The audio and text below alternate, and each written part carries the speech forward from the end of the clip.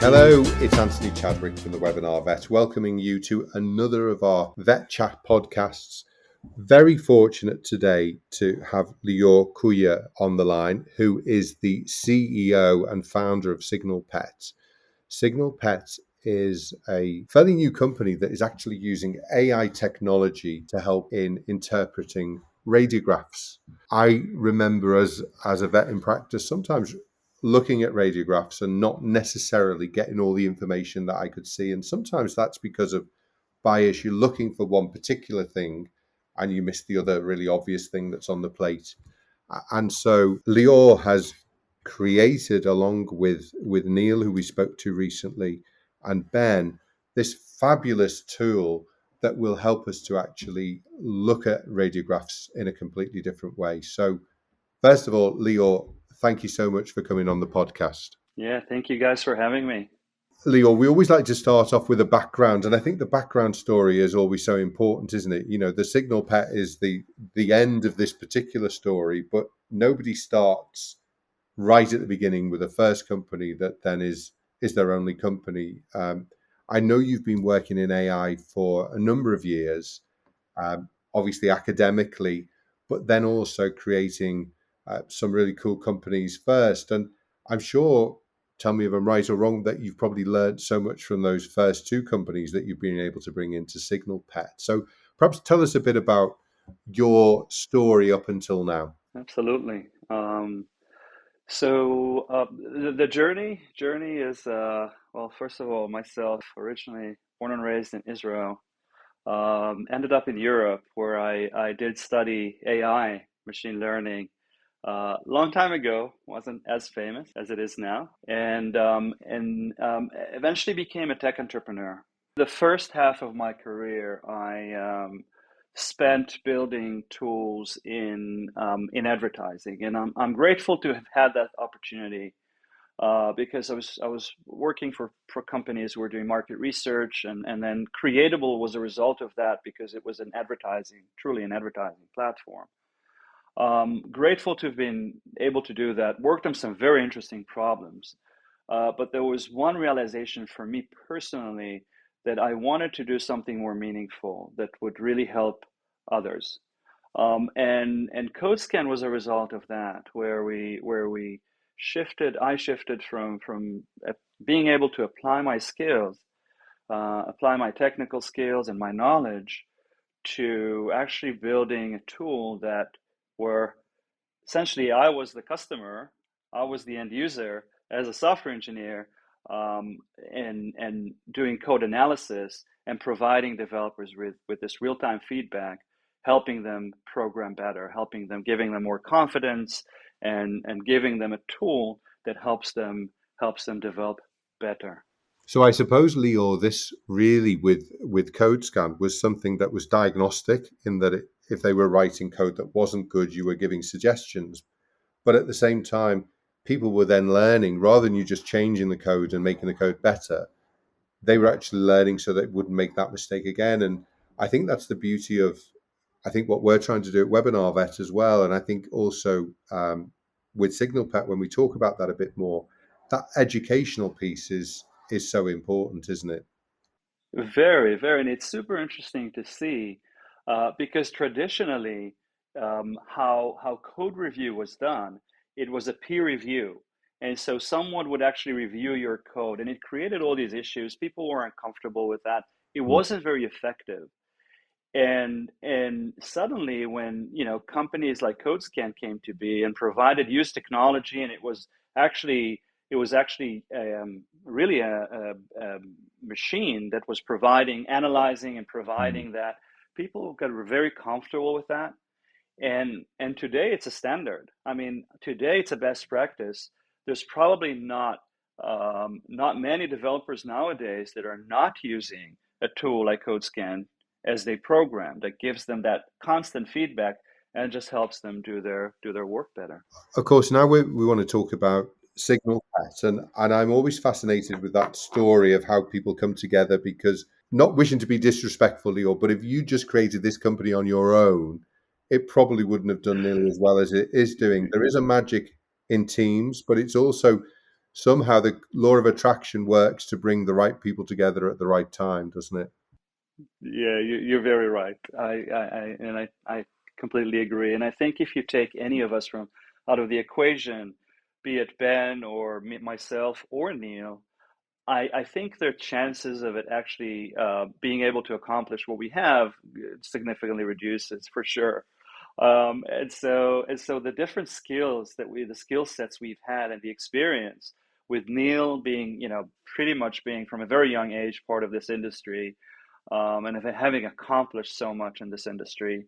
And then with Ben, who's actually in a previous company that he founded, actually built a practice management system and really understands the needs and veterinarians and how to put technology in front of veterinarians.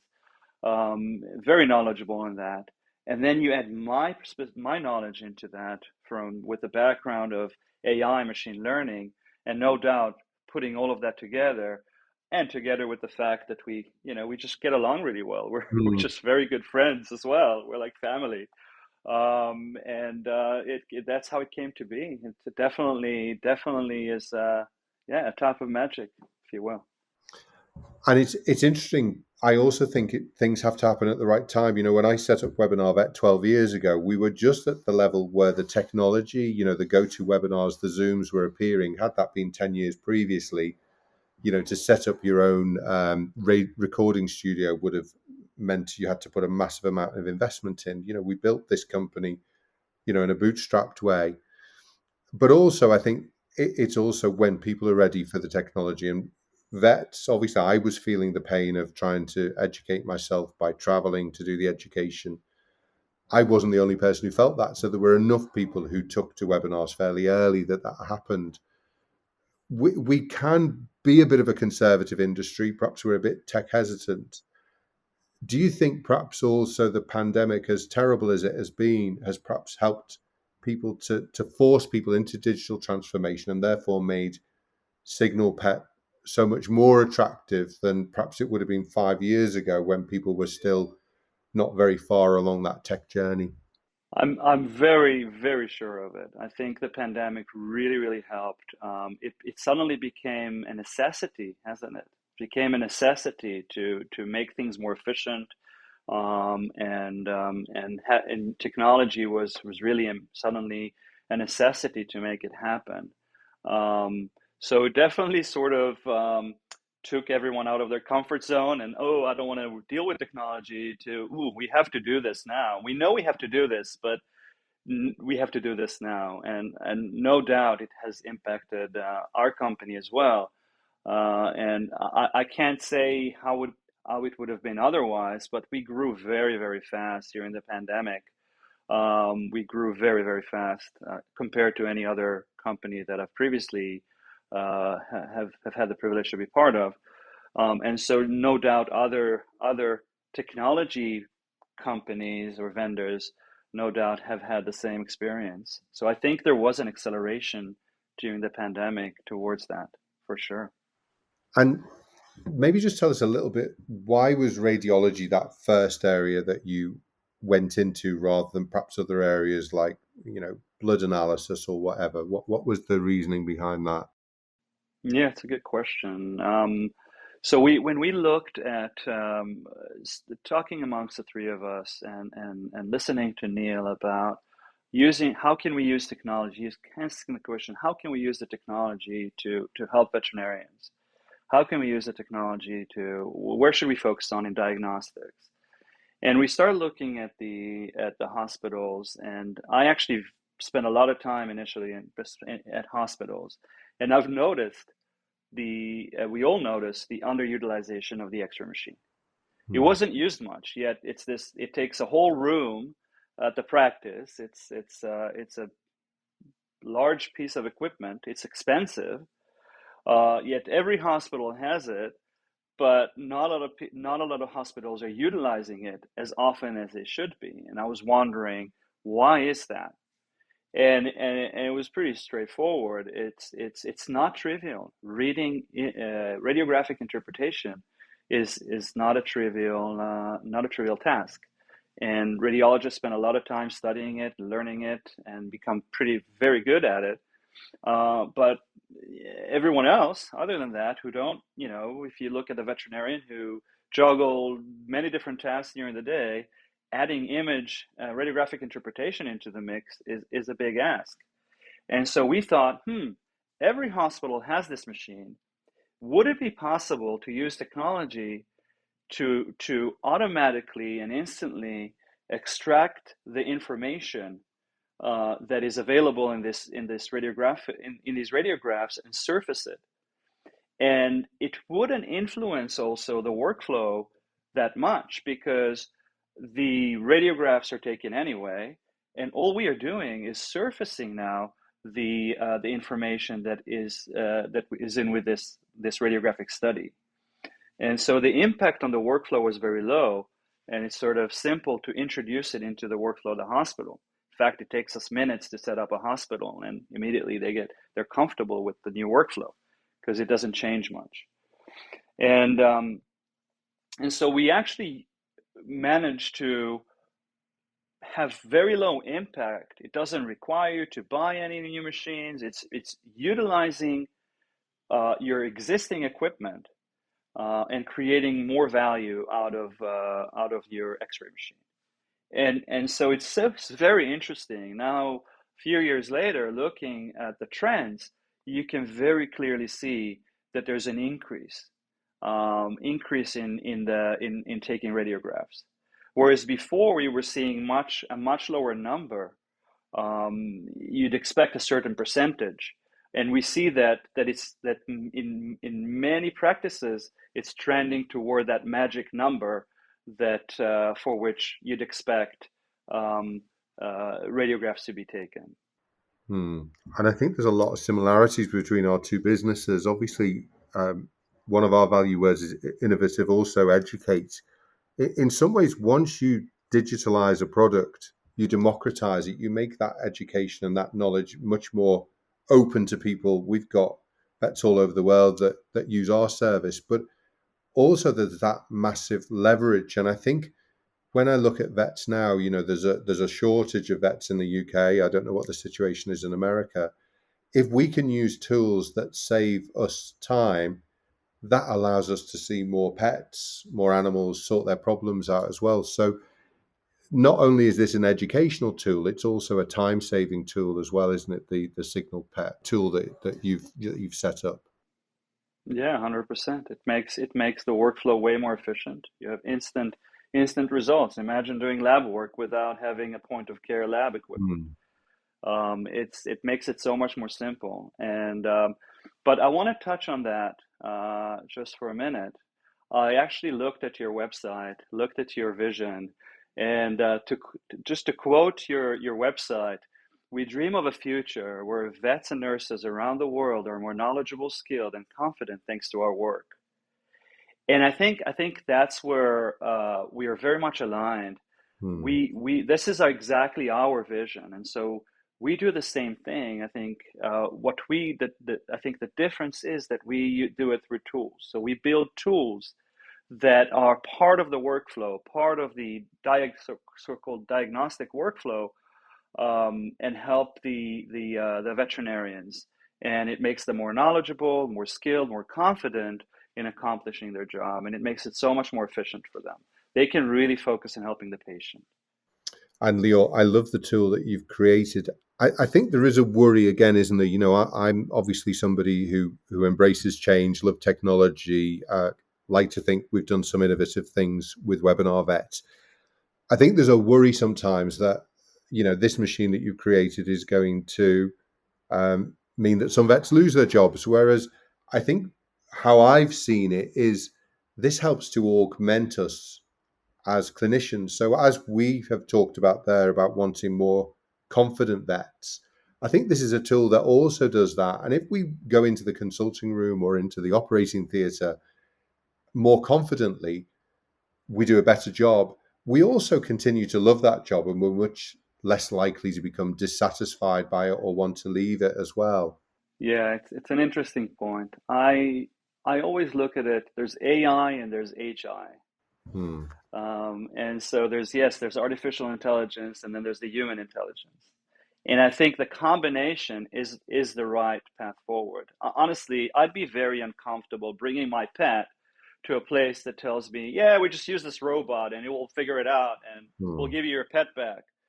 I'd feel most comfortable knowing that the veterinarian that I'm now handing my child to is using sort of the best tools, the most advanced technology to do all these tasks that they can do, but they don't have to because the technology can do that for them, and then they focus on taking care of my pet. And I think that's the future. The future is that combination of veterinarians utilizing technology, utilizing it for radiographic interpretation and other areas as well that help them accomplish much more with less. I was going to say my practice when I ran it, our strapline was we care for your pet as if it were our own. And as far as I'm aware, I know you're a clever man, Lior, but you haven't taught empathy to computers yet, have you? No, no. Yeah, it's funny, you know. I tried to. I was looking at getting a pet for my kids now. Looking at these different dogs, and my son says, "Well, you know, why don't we get a robot dog instead?" Yeah, He's very much into technology. He loves fiddling with technology. And I told my son, I said, you know, the robot doesn't feel, it doesn't have empathy. Well, yeah. I had to explain it to a 6 year old. So it doesn't feel, it doesn't really love you. It doesn't really, and and that's, yes, there's no empathy there for sure. But it can take a lot of the logical tasks, right? It can do. I mean, machine vision is an area where machines excel. Machines are very good at that. They can interpret images. They're very good at logic. I mean, you know, take the best chess player in the world. They can't beat a machine that does the Mm. same. They're very good at that. But no, they definitely will not take that emotional connection and empathy and understanding and standing in front of a pet parent and explaining to them and connecting with them and connecting with the pet as well. The machine may take the test, but the machine does not connect with my pet. The veterinarian does, Mm. the clinician does. And so does the clinician connect with me as a pet parent. That's not going to be replaced. I don't see how. I love that idea of HI and AI working together, as a team. That's really, really powerful. And I suppose, I'd also sort of comment on this whole idea of every business needs to be a digital business. And obviously, there's a bell shaped curve which says the early adopters take to it, and then you have the mass, and then the laggards are last, and maybe they never go. Again, prior to the pandemic, I was saying to people, look, if you do not become a digital business, you won't be around in 10 years. And of course, the pandemic happened, and there's some businesses that don't exist anymore. There's almost those people who don't start to take technology seriously as veterinary practices, it is going to be very difficult to compete and to exist, in 2 or 3 years' time if we don't start looking at this. Because in the end, people go to get their pet better. And if this sort of technology helps us to become better vets because we're using it to augment ourselves, it can only be a good thing. And those who don't adopt it are going to struggle, aren't they? I think so, and I think more so. I think it's the pet parents that are demanding that and prefer that. Again, they're more comfortable with knowing that their pet is in the best hands. And I think that in the future, every practice in the world will be using technologies such as ours, maybe from a different vendor, but all these technologies will be an integral part of the practice, no doubt. I'm very confident that's what will happen. And it's like you said, there's nothing new. It's you look historically speaking, that's exactly as you described. This is exactly what happens. But at the end of the day, it's the pet parents will choose. They will pick where they want to go, and I have no doubt they will pick the hospitals that have digitized, that have modernized, over those that have not. And so that's how it works for sure. And as we say, perhaps the future of veterinary in artificial intelligence. I think you've summed it up really beautifully there. That these will be practices that are well run, that have the best clinicians in them, because the artificial intelligence, as we've said, is augmenting those clinicians as well, isn't it? Yes, and if you take the artificial intelligence by itself, it cannot take ownership of the role. And if you add the artificial intelligence to the human intelligence, to the clinician, it just helps you do a better job at the end of the day. It just helps you, again, it makes you better at what you do. It makes you more confident. You could do it quicker. And it's honestly a no-brainer why you should use these technologies to do your job.